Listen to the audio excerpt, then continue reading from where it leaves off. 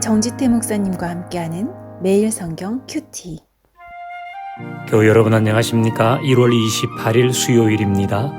창세기 19장 24절부터 38절을 묵상하겠습니다.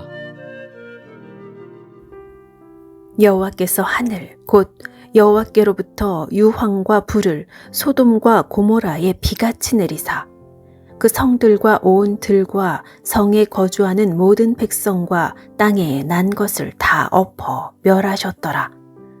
롯의 아내는 뒤를 돌아보았으므로 소금 기둥이 되었더라.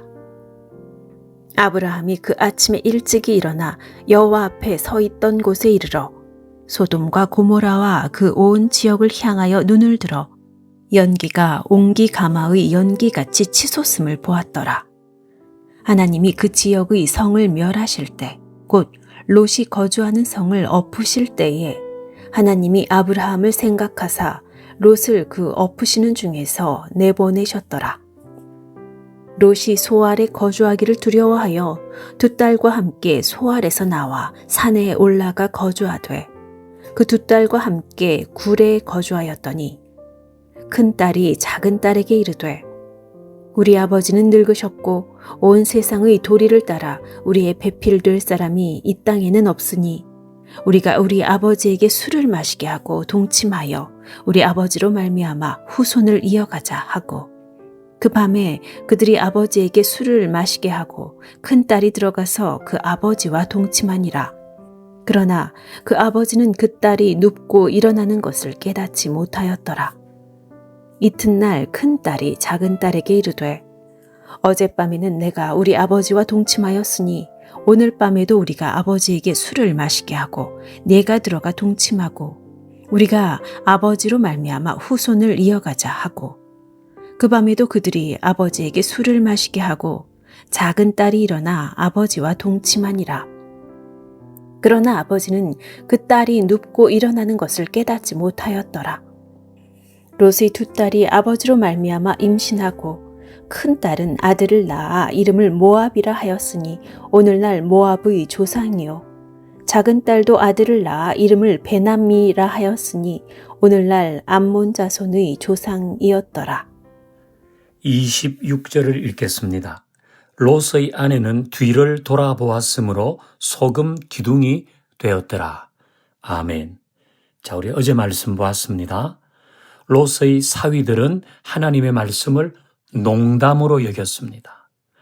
롯은 지체했습니다. 오늘 본문을 보면 롯의 아내는 미련을 가졌습니다. 그래서 뒤를 돌아보았습니다. 지금 롯과 그의 가족은 하나님의 직접적인 은혜로 구출되고 있잖아요. 천사가 손을 잡아 이끌어냈습니다. 그런데 롯의 아내는 도중에 뒤를 돌아봤어요.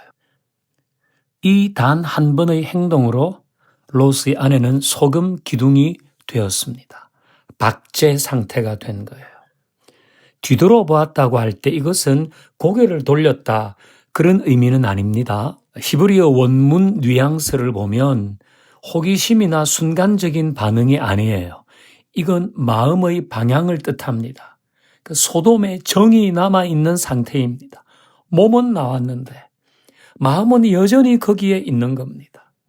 하나님이 소돔과 고모라에서 건져내셨는데 여전히 옛날 삶에 미련을 두고 있습니다. 이 미련 때문에 롯의 아내는 죽었습니다. 여러분에게 소돔은 무엇입니까? 이 소돔은 단지 도시가 아니라 죄로 인한 쾌락입니다. 거짓 안정감입니다. 집착과 돈과 자기 자랑과 인정 욕구와 시기와 질투, 분노, 음란, 그 외 여러 가지 이전의 죄, 나의 옛 삶 속에 있는 죄들입니다. 하나님이 그곳에서 나를 이끌어내시는데 나는 계속 뒤를 돌아봅니다. 저거 없으면 안 되는데, 저게 있어야 편한데, 좀 더 즐기면 안 되나? 그게 미련입니다. 이 미련이 롯의 아내를 소금 기둥 되게 했습니다. 하나님이 건져내 주셨으면 더 이상 고개를 돌리면 안 됩니다. 떠나야 합니다. 우리는 이전 삶에 너무 미련을 두지 마십시다.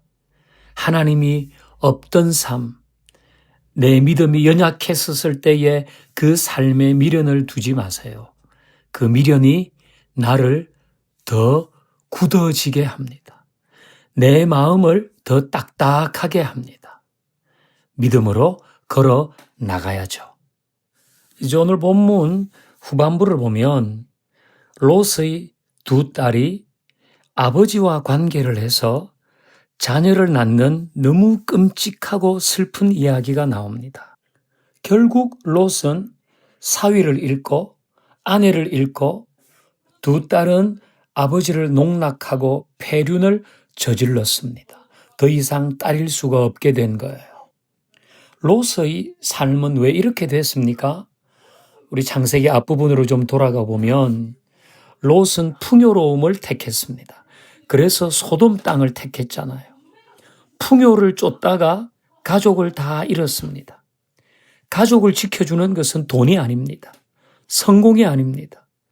하나님을 경외하며 사랑을 베풀고 믿음으로 세워가는 그것이 가정을 위한 것이고 진정한 행복을 위한 것입니다.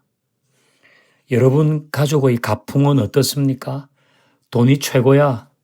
명예가 있어야지. 공부밖에 없어. 잘 사는 게 최고야. 이런 것입니까? 아니면 믿음을 따라 살아야지. 하나님의 사랑을 체험해라. 하나님을 경외하며 사는 것이 복된 삶의 시작이다. 이런 쪽입니까? 우리는 바른 선택을 할 수 있기를 바랍니다. 하나님 감사합니다. 우리 다 미련을 가지고 이전의 죄된 삶을 기웃거리지 않게 하옵소서. 번영을 추구하는 삶의 결말이 어떠하다는 것도 알게 하시고 하나님을 경외하는 삶과 기도로 가족을 지키게 하옵소서. 예수님의 이름으로 기도하옵나이다. 아멘. 수요일 가정과 지체를 위한 기도. 선한 목자이신 하나님께서 가정을 돌보시고 인도해 주실 것을 신뢰하며 온 가족이 함께 주님을 바라보게 하옵소서. 미고 사수로 서로의 마음을 표현하면서 가정 안에 하나님의 사랑과 회복이 충만하게 하옵소서. 교우들 가운데 건강, 재정, 관계, 영적인 어려움을 겪고 있는 자들에게 하나님이 주시는 위로와 소망으로 잘 견디고 회복되게 하옵소서. 용서하여 주소서. 하나님의 긍휼로 부끄러운 우리 삶을 덮어주소서. 우리의 소망, 우리의 구원 주께 간구합니다.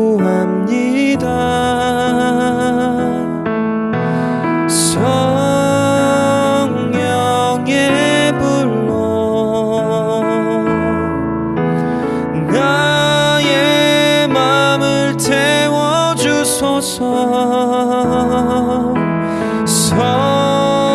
성령의 불로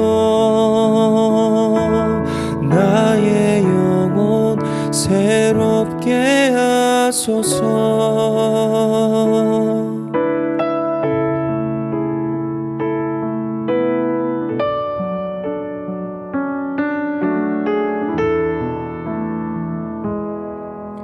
심한 고난을 받아 살 소망까지 끊어지고 죽음과 같은 고통에서 주를 보게 하셨네.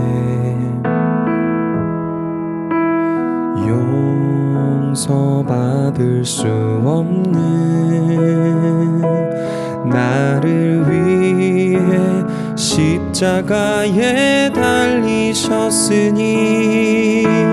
주 사랑에서 그 어느 누구도 끊을 수는 없으리.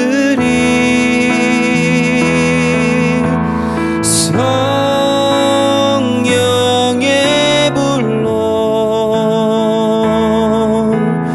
나의 맘을 태워주소서. 성령의 불로 나의 영혼 새롭게 하소서.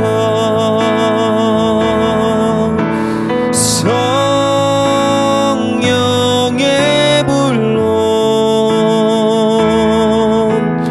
나의 맘을 태워주소서. 성령의 불로 나의 영혼 새롭게 하소서.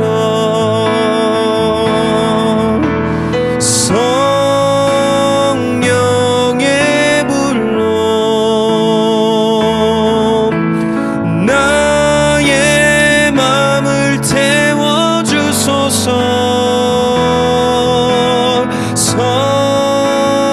성령의 불로 나의 영혼 새롭게 하소서. 나의 영혼 새롭게 하소서.